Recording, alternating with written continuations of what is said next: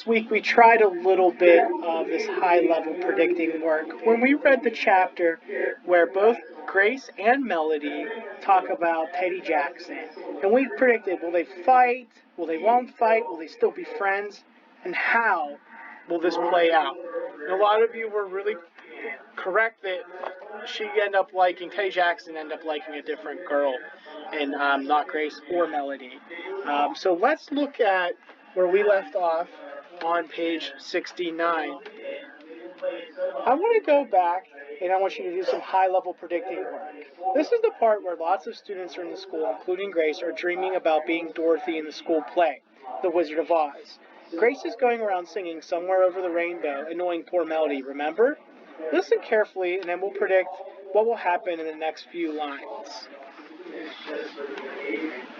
I'm not going to sing in front of all those people, Melody said, looking at the list. Besides, everyone wants to be Dorothy. That was true. The list for Dorothy was very long. Almost all the girls in our grade had signed up. I made the list even longer. That whole week I practiced being Dorothy in class. I drew pictures of Dorothy in her checkered dress. At home I drew Dorothy's ruby shoes while I sang Somewhere Over the Rainbow. I practiced singing every day after school, after dinner, in the bathroom, and before bed.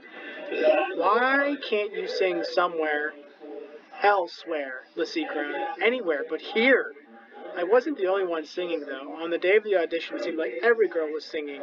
You could hear Somewhere Over the Rainbow on the bus, in the girls' bathroom, and on the playground.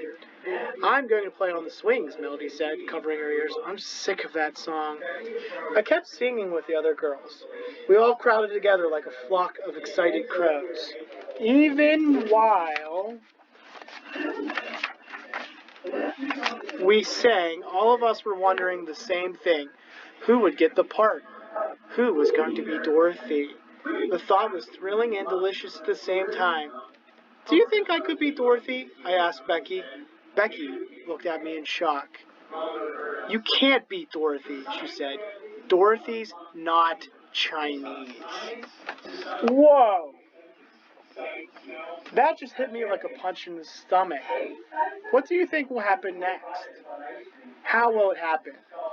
I want you to turn and talk to your buddy if you're at home right now and predict what will happen next and how will it happen.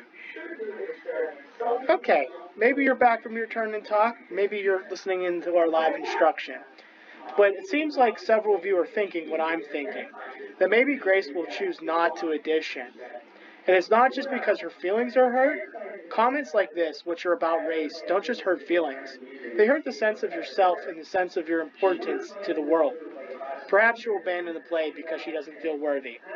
So let's take that prediction and think, what do I know about Grace? Well, if you remember from earlier chapters, Grace tends to be shy, and she's probably embarrassed right now.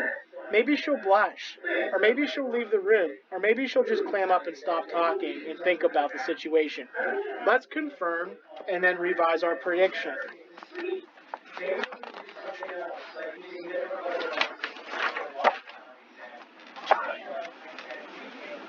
Suddenly the world went silent. Like a melting icicle, my dream of being Dorothy fell and shattered on the ground. I felt like a dirty puddle after the rain. All the girls continued singing, but I didn't hear them. Becky was right. Dorothy wasn't Chinese. It was so dumb. How could I have ever thought about being Dorothy? I'd never get chosen. It was stupid to even try. When Miss Malone called my name at the audition, I shook my head. Are you sure, she asked? I nodded and Miss Malone called on the next girl. Wow. Becky's words about Grace's race had such an impact. She chose not to participate in the play. She couldn't even speak. She just had to shake her head. Readers, do you see what I did there? I didn't just say what will happen next. I actually thought of how. I used all my knowledge of Grace and how stories go and how life goes to figure out what would happen next. We predicted that she wouldn't say anything, and we predicted about how she wouldn't say anything.